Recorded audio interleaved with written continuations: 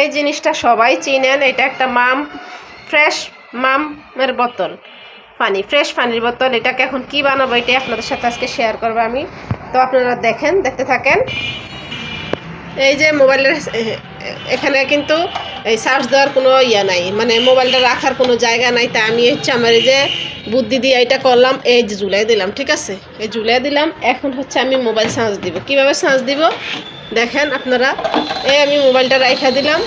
হ্যাঁ, ঠিক আছে, এই মোবাইলটা রাইখা দিলাম। এখন এই যে চার্জ দিয়ে দিলাম, অটোমেটিক মোবাইলটা চার্জ হইতেছে, দেখছেন।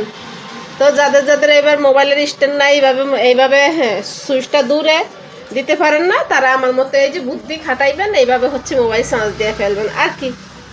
আবার এখান থেকে মোবাইলটা টুক করে এইভাবে নিয়ে নেবেন। ঠিক আছে, নিয়ে আবার আপনার চার্জারটা সুন্দর মতন রাইখা দিবেন। এখানে কোনো সমস্যা নাই, চার্জার পয়রা ভাঙারও কোনো অপশন না। অনেক সময় চার্জার রাখলে ঠুসঠাস করে পয়রা ভাঙা যায়। এভাবে দিয়ে দিতে পারেন আমার মতো নিনজা টেকনিক ব্যবহার করে।